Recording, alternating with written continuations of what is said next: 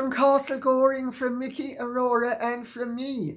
Well, today I have some news for you that no one else is aware of, and I'm going to have to couch it very carefully so that my source is protected.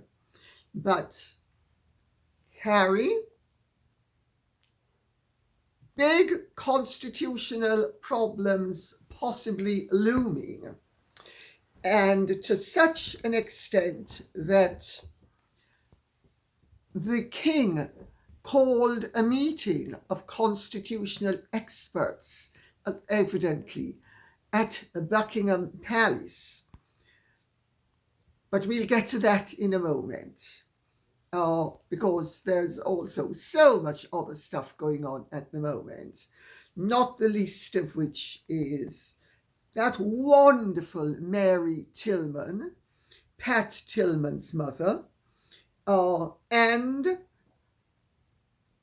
the whole business of Channel 4, and I'm going to wait to tell you who I think is responsible in terms of trying to fabricate destruction where the election is concerned and trying to destroy Nigel Farage's chances, and it's failed. Then, of course, we have Marine Le Pen and the French results.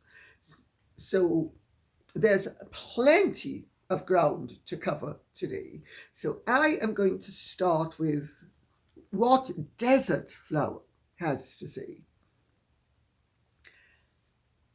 As the time limit 6 years to bring accusations against news group newspapers in relation to the original claims by Prince William and Princess Catherine in 2011 has expired, Harry must prove he can start a new claim by having gained new knowledge pertaining to himself that only came to light after the expiry date.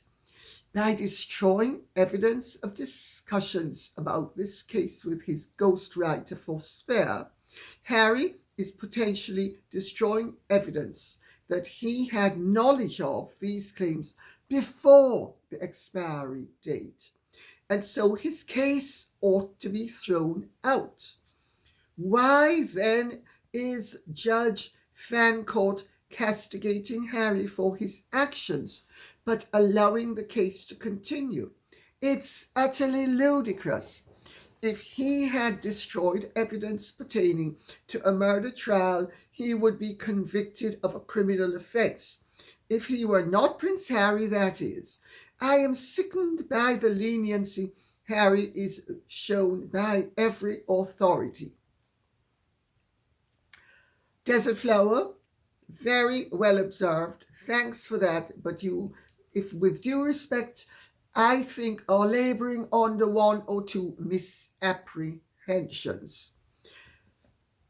I think you must be American because you say Judge Fancourt. It's Mr. Justice Fancourt in Britain. He does not have the authority to terminate the case, and it would be an abuse of process for him to do so.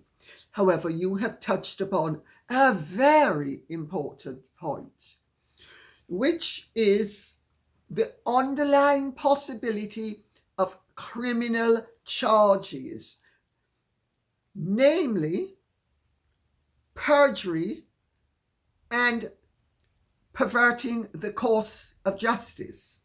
Now, these become very, very serious when the newspapers are involved and the whole business can't be shushed and covered up. Hence why, in my opinion, there was the meeting of the constitutional experts.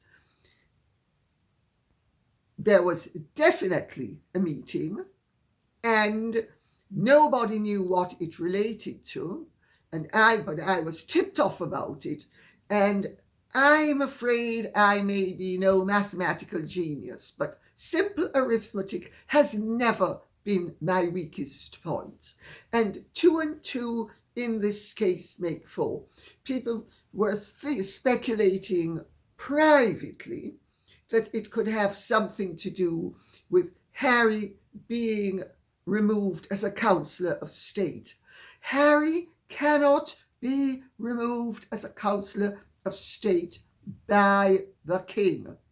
Harry has a lawful right under the Regency Acts of 1943, 1937 and 1953 to be a councillor of state as a result of his place in the line of succession. On the other hand, if the court, which it has instructed the king's private secretary and the keeper of the privy purse to provide information that it is patently obvious Harry has destroyed deliberately, and if he hasn't, where is it? Because may I make the point right now that no writer destroys his or her writings, drafts, research, etc. You just don't do it.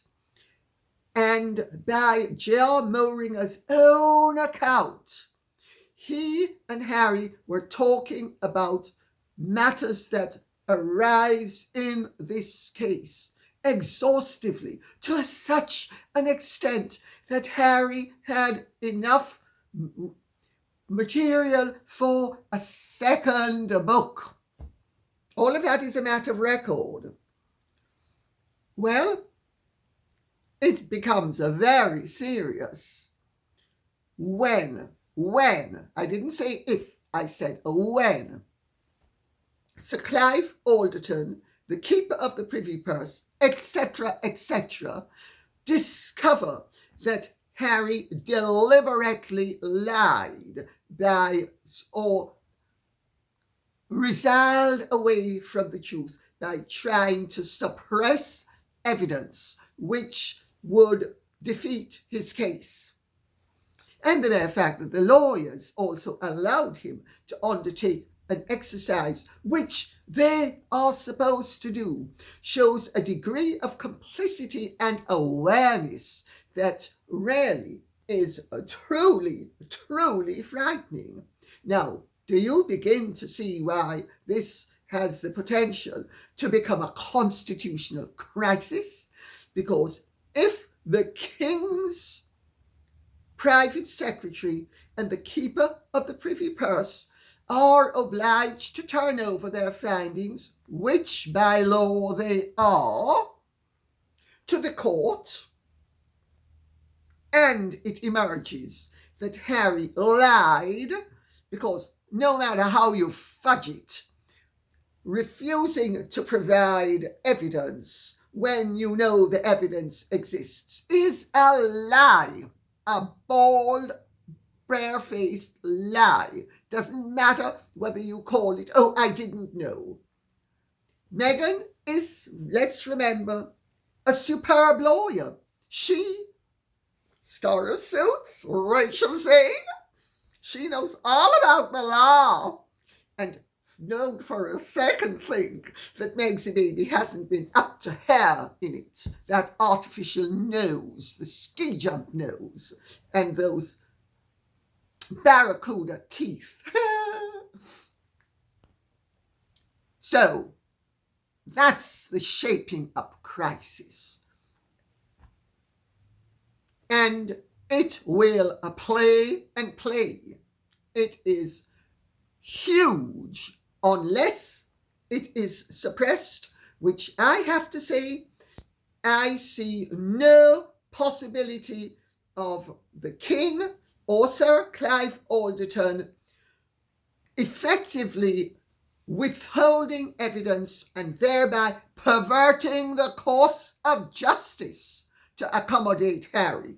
And that means, therefore, that either Harry is going to have to drop his case pronto and stand full costs, or he could end up being charged with perjury, or at least falsifying. If it's not actual perjury, he has uttered a false statement to the court, because you have to sign with a witness statement a statement of truth. And if you lie, that is, if it's not exactly perjury, it is tantamount to perjury.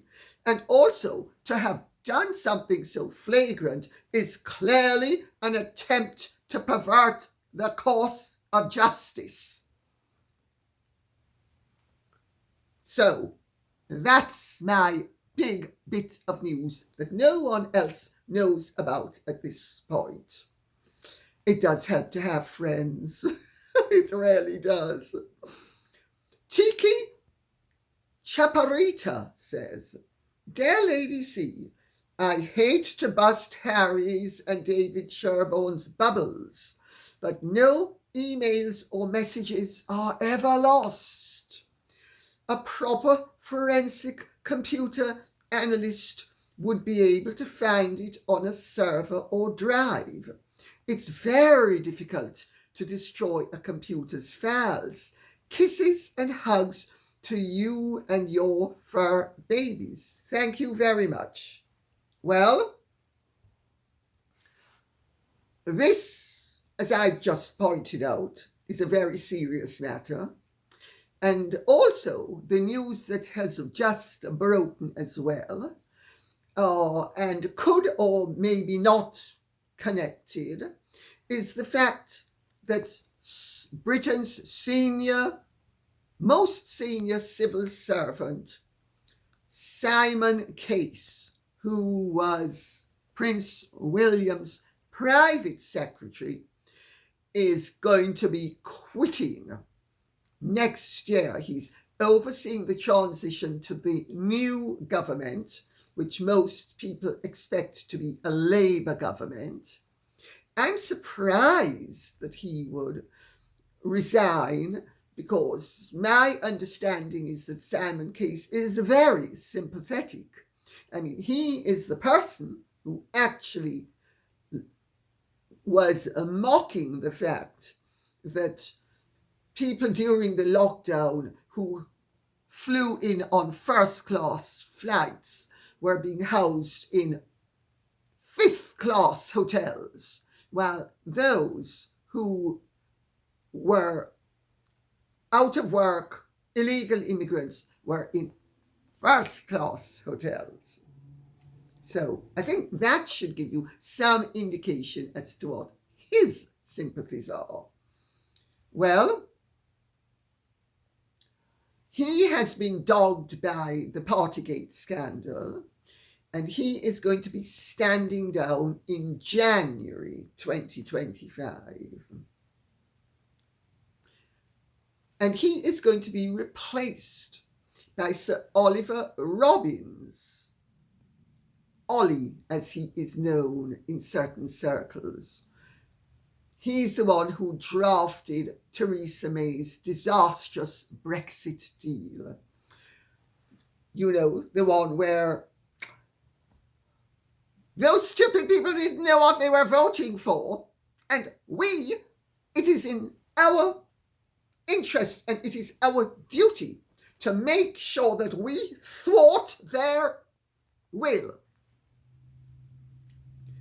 Of course, as we're going to see in a day or two, as we're seeing in France, as we are seeing in England, irrespective of the outcome of the election, and as we are now starting to see in the United States of America, people are mightily fed up with professional politicians, irrespective of their complexion or ilk, and I mean political complexion, not racial or skin complexion. And people are mightily fed up because they feel, with a great deal of justice, that we have been massively failed by our political leaders, who have been far more interested in empowering themselves, feathering their own nests, than actually doing what was good for the country and implementing the will of the people. Well, let's see how Ollie is going to perform. Because Ollie is going to have a huge problem in a few years from now if Ollie doesn't learn the lesson, which is politicians are here to serve the people, not to milk them dry.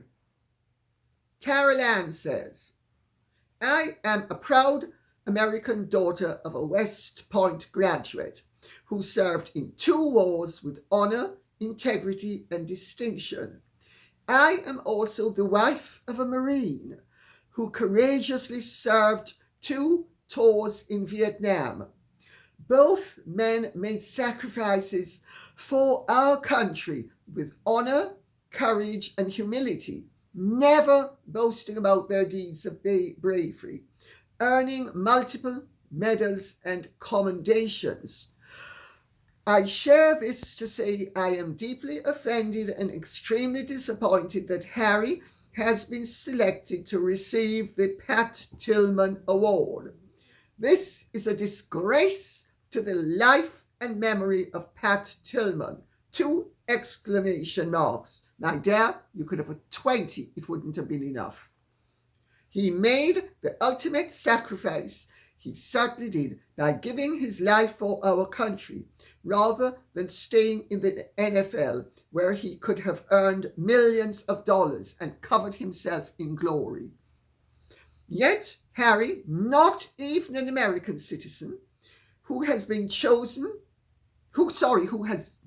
proven to be dishonest, mean-spirited, and disloyal, is the 2024's chosen recipient. There is something terribly wrong with this decision. Well, let me tell you how the decision came about. I am informed. Serena Williams and her husband put pressure, but we'll get to that in a while. Let's stick to what the award is, because it is the Excellence in Sport Performance Yearly Award, given to an athlete. I don't think Harry's an athlete, or somebody associated with athletics. I don't think being a royal patron is actually cutting the mustard, but that has excelled in the best in their sport discipline. What has Harry excelled in, except moving mountains of rubbish? Anyway, it is done by the sports channel ESPN, which is owned by the Walt Disney Company and the Hearst Communications. And Serena Williams is going to be presenting the awards. And I have been told by my connections in Hollywood that Serena Williams and her husband, Alexis Ohanian, are the ones who pushed for it. That's not a surprise. Harry was not ever going to be a natural fit. In fact, Harry isn't a fit at all. And what people had feared all along is coming to fruition. Namely, that Harry and Meghan's commercial deals, some of which are deeply dubious and shady to such an extent that if you had melanoma, you would be safer under their shade tree than in a darkened dungeon, that they would ultimately involve the Crown in controversy with what will emerge as malfeasance, or at the very least, wildly inappropriate activities. And there is nothing more inappropriate, as Mary Tillman has pointed out, than having that Harry being honoured for something that he has no right or entitlement to. I have a proposal to make, and I would actually appreciate if everybody could write in or contact, not that I suspect it's going to do that much good, but you'll never know, to ESPN and point out to them that Mary Tillman's opinions should be honoured, and the only and most gracious way of going about it is not to withdraw the award to Invictus, because Harry is not the founder of the Invictus Games. Harry is merely the royal patron of the Invictus Games.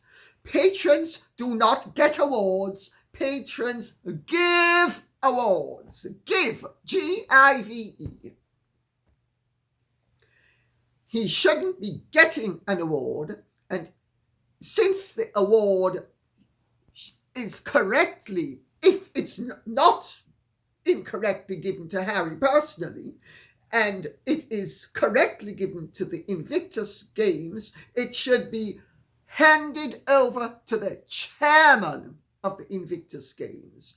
His name is Lord Allen of Kensington, and if he's not available, he can send along his husband Michael.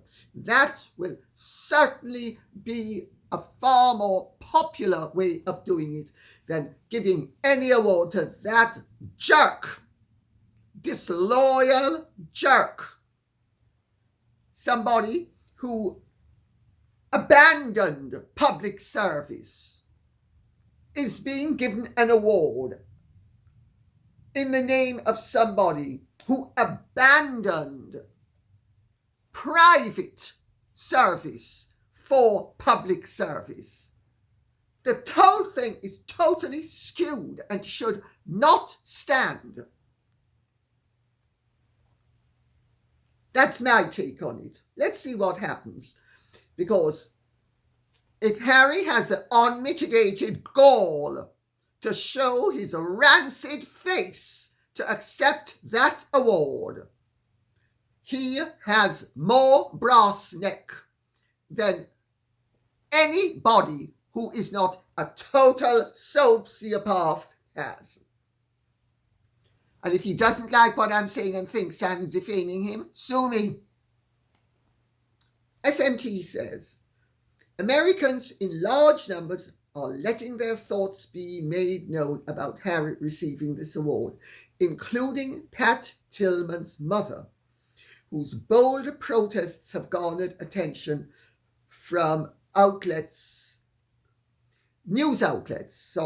This award is tarnished by giving it to an undeserved vile specimen. I couldn't agree more, and I've read it out, even though it's repeating what I said, because sometimes hammer the nail twice. Nola Willis says, the awards committee have said Harry got the award because the online voting poll results were in his favour. Whatever next? Oh, what a boozy approach people have to life. Oh, such a guppy. This means the Sussex squaddies and Boozy's bots would have been flooding the poll. This needs to be investigated and the award rescinded. There is no way this poll was a true reflection. Disgraceful that the committee hasn't done their due diligence on the suitability of candidates. There are many deserving Americans who should be recognized. Well, I'm gonna make this point.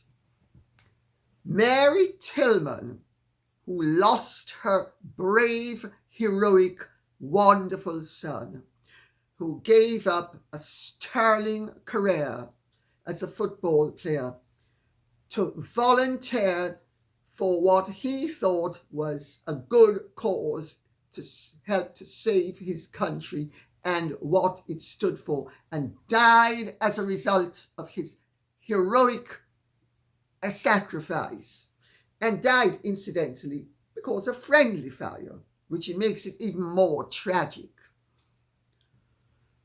She has asked why the committee would have selected such a controversial and divisive figure to receive the award.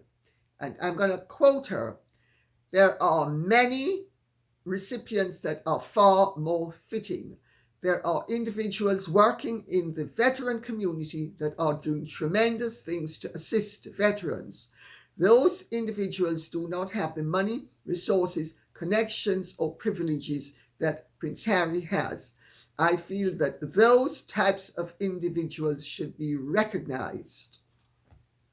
If Harry has 1 ounce of decency, if Harry has the merest hint of gentlemanliness, he will step aside and he will send somebody more appropriate, a member of Invictus who actually does work instead of swanning around being a pretender. And I'm going to end with what Pat McAfee, who has a show on ESPN, said. The most embarrassing thing we've seen in the whole of our lives. And we wonder whether the ESPY's committee even did their homework on its search for recipients in the first instance. The award in honor of the Arizona Cardinals safety-turned U.S. soldier is given by ESPN every year to a person with strong connection to sport who has served others in a way that echoes the legacy of the former NFL player. I don't see how dishonouring your commander-in-chief, which is what Harry did to the late Queen. Remember the lies that he and Meghan told and the disrespect? Who does that uppity old woman think she is? She doesn't own the word royal. As that wuss stood by and let his wife abuse his family, and then he turned around and did the same. So he not only chucked his career and all his obligations to the military, and let's remember, Harry has a track record of dumping his obligations to the military. Because when he was with Meghan at that premiere, hustling Bob Iger to get Meghan some voice-over work, he was supposed to be at something for the military and chucked that. The man is a total disgrace. And this just highlights the total insensitivity, not only of the man, but of the whole of the structure of this phony baloney award system, where awards are given out to the undeserving for publicity. Well, Serena, baby, you sure made a mistake in this instance. Unbelievable. The whole thing stinks to high heaven. And you know, people are getting mightily fed up with being insulted and with having our decency traduced in the most flagrant way by one stitch-up and con after another, by people who think that they are so great and grand that they can call crap chocolate ice cream and we're supposed to swallow it and enjoy it. No, we don't. Crap is to be flushed along with all of them. Love Your Country says, Lady C, what do you make of what's been happening in your country in the run-up to the election? Could you also comment on France and my country, the great US of A? Ha! Well,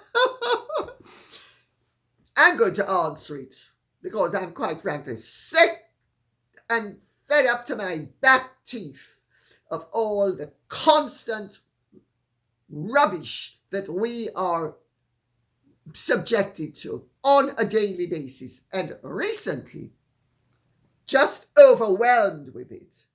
Well, let's start. France. So we'll start with Britain. Well, my understanding is, and I do have some connection to some of the political people of consequence, is that Rishi, clever as ever, called the election early once he realized what Nigel Farage's game plan was.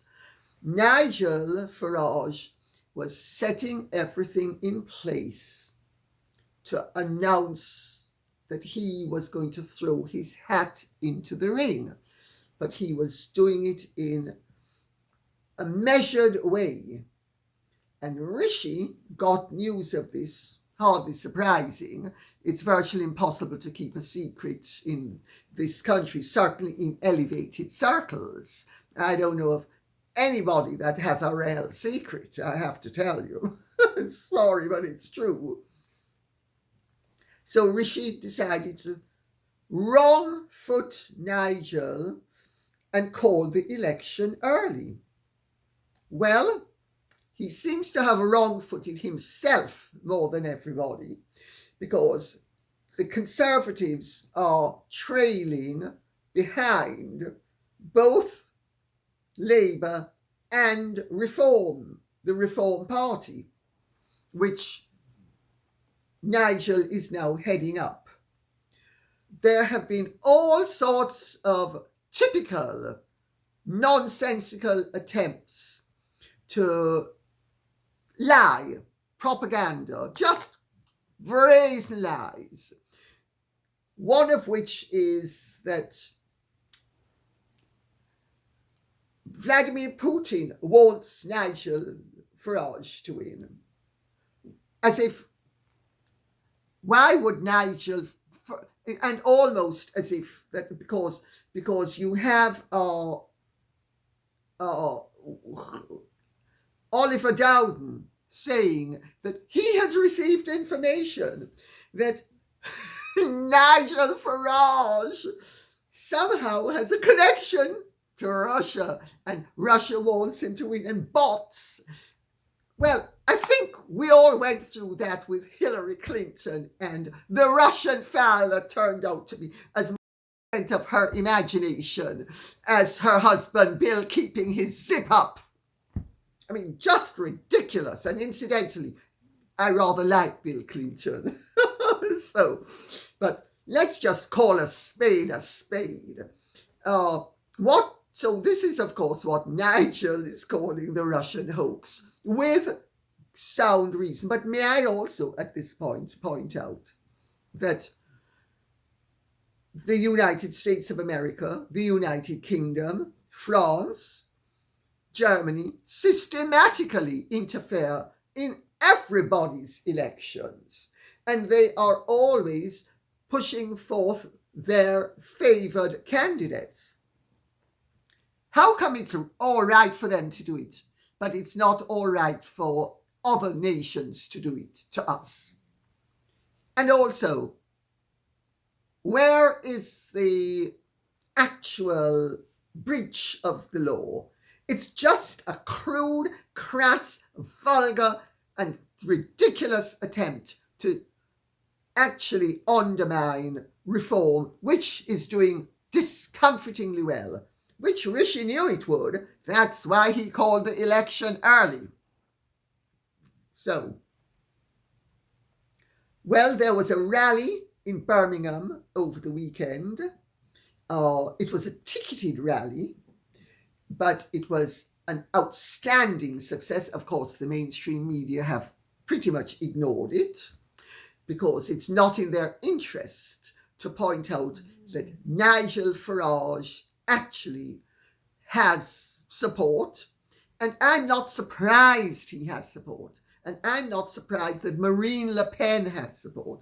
And I'm not surprised that anybody who is not in power has support. And I'll tell you why. Because people are mightily fed up, whether they are right-wing, left-wing, or intermediaries, unless they are totally fanatical where their party is concerned.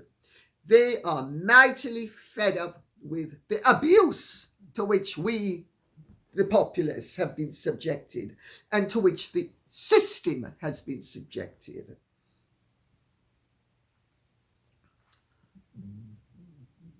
The Reform Party, I do not think, will be getting as many votes as it would have got had the election been called in October.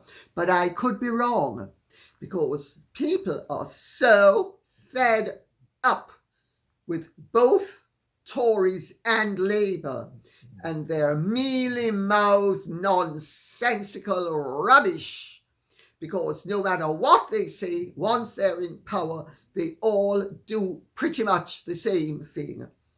We don't have politicians that we can trust, and it would appear that at least Nigel Farage puts his money where his mouth is.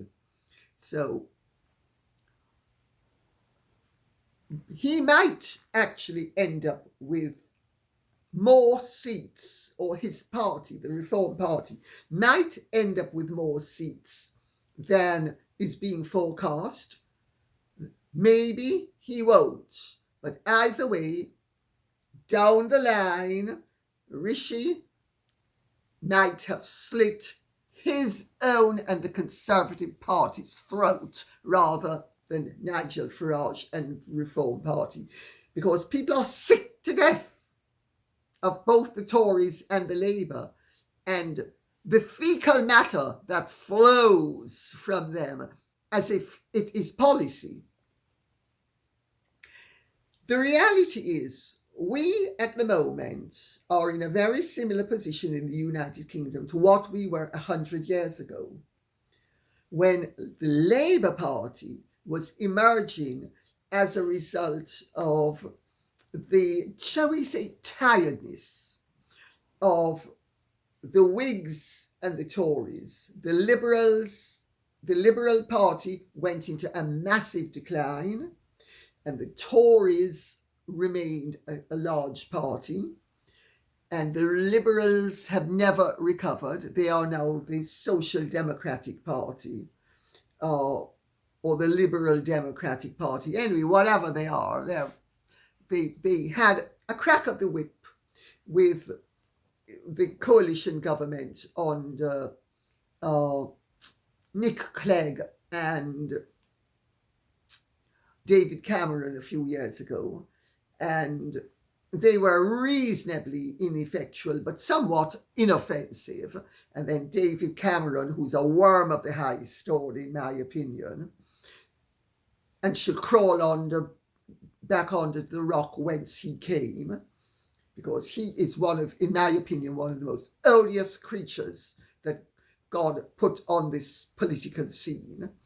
And anyway, and we're not going there. The fact of the matter is the Conservatives have cocked it up royally, and they deserve the disdain they're getting. And I'm going to tell you who I'm going to vote for. I'm going to vote for Peter Bottomley, because he is our local MP. He is a wonderful MP. He's the father of the house, and I'm voting for him. If it wasn't for him, I would not be voting Conservative, nor would I be voting Labour. Most people are so fed up, They don't want to vote at all, which is a hugely disturbing position for our society, because we will end up with a government that nobody wants, and it might be very difficult to get rid of. So anyway, so that's... I also saw, and should bring to your attention, that Nigel was on Sky News with Trevor Phillips, and it was a very good interview, and it was robust but respectful, and it's worth watching. Also, Channel 4 then set up an actor called Andrew Parker to make the most outrageous and offensive comments. And I think Nigel has hit that nail on the head, because 2 or 3 people made very offensive comments, but led by an actor set up by Channel 4. I mean, what does a television station have? What business, I should say, does a television station in this country have fabricating false scenarios to make news when they are supposed to be reporting on the news?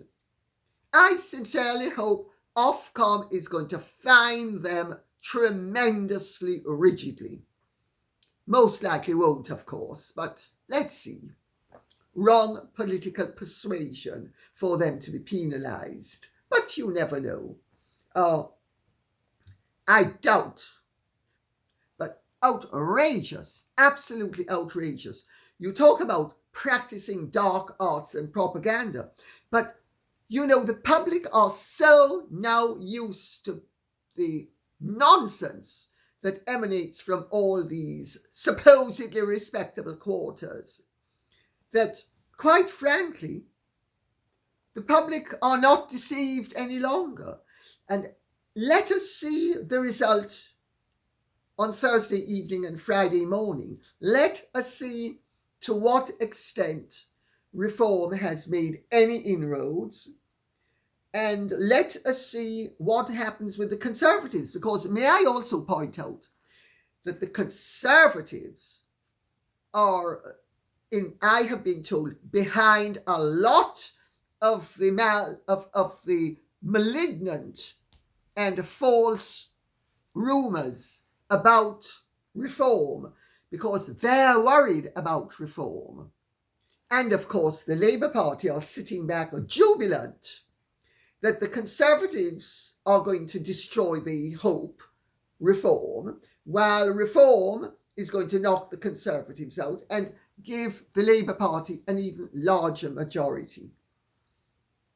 So much for honour and decency. And whatever happened to politicians having an obligation and a duty to the electorate? Well, the race card has been played by Channel 4 and Andrew Parker. It's going to turn out to have behooved them as little as Harry and Meghan playing their race card, because people are now mightily fed up of all of that. And as for the Russian hoax, I mean, nobody but a 3-year-old idiot with a IQ of 27 would believe any of that rubbish.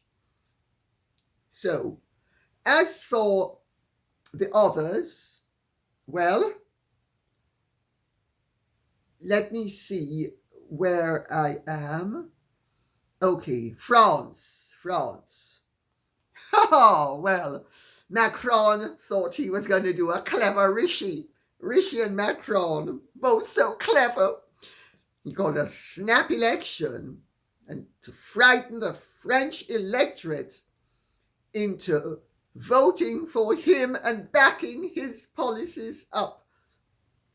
Instead of which, the French have overwhelmingly shown their support for Marine Le Pen, who, and what's really interesting in all of this is anybody who is not a proto-communist or a nouveau socialist is right-wing, an extreme right-wing.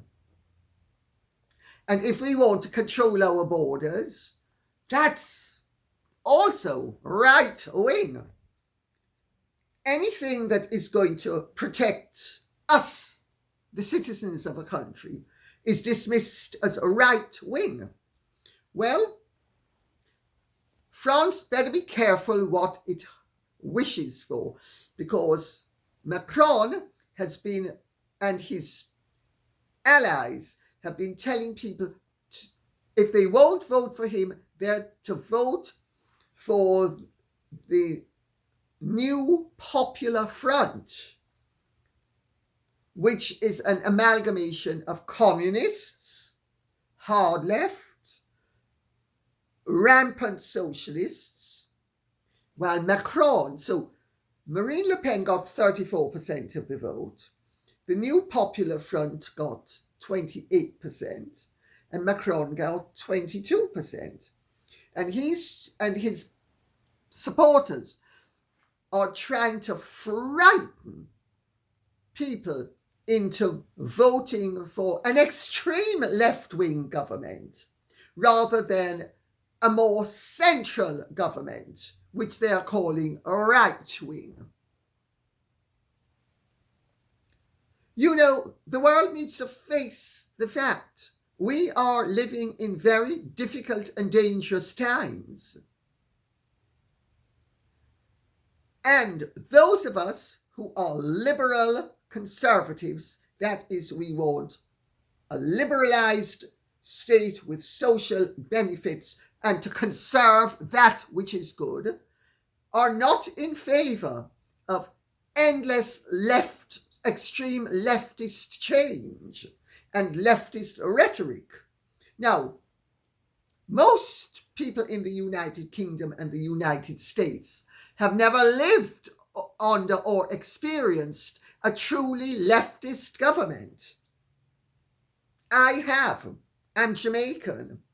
Between 1972 and 1980, admittedly I wasn't living there, but I was visiting every year, Michael Manley and his good friend Fidel Castro destroyed the economy of Jamaica, which it still hasn't recovered from to this day. Also, I'm part Russian.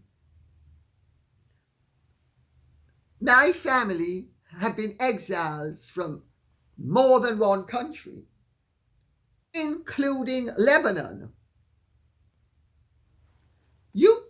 I have to tell you, people have no idea how irresponsible they are when they're voting for change without knowing what change is going to be. Ruin their lives. That's what they do. Ruin their lives and ruin their countries. Russia was confidently predicted to be the world's largest economy by the 1930s, but for the downfall of the Romanov dynasty. It then had communism. It's suffered ever since. Jamaica, still on its knees, no longer with its lips to the ground, but still on its knees. People need to be responsible and understand that you can't have everything, and that we, as a society in the West, are better off than we have ever been. More people in the West are better off than they have ever been. They have more freedom, although the freedoms are being threatened. They have greater prosperity, Although in the last few years, governments on all over the world have tried to destroy the economic success which we had, and they have to an extent succeeded. We have a lot of accomplishments which we should be trying to conserve. That's what we should be doing, conserving our accomplishments instead of endangering them. And now we get on to the United States of America. The less said about it, the better. As for America, the less said about it, the better. I feel like crying, not only for Americans, but the rest of the world. I hope that answers the question. And I am going to end with something that Elrene Montanez says, because it meant a lot to me. Lady C, I believe you are doing exactly what God has called you to do, regardless of other people's opinions of what you should be doing. Your life has had a lot of challenges which you have overcome, and you have a knowledge that has given you great insight into these challenges that you have graciously shared and taught us lessons we would never have learned otherwise. Thank you for sharing with us. Thank you, Elrene Montanez, for that. It means a very great deal to me. I do hope that aside from the entertaining aspect of this channel, that I am serving the purposes of entertainment as well as good. That's my hope. I try never to do anything that's not going to be good. So let's put it that way and leave it at that. And thank you very much for that. It means a great deal to me. And I thought it was appropriate to end this episode with that comment, because clearly I am very definite. It's about my stance on things at this point. And I think we all need to mobilize ourselves. And in the next few days as well as years, do what we should to make our society better by preserving what we have achieved instead of allowing the greed that is so rampant in this world to overtake our accomplishments and cast us into another dark age, which at the rate we're going, we're definitely heading towards. And on that note, I'll say thank you very much for listening. I hope this has been of some interest to you. If it has, please keep the questions and comments coming in so I will know what you would like us to be speaking about. Okay? Thank you so much. Godspeed. And if you have truly enjoyed this, would you care to like, share, subscribe, press the notification bell, and take good care.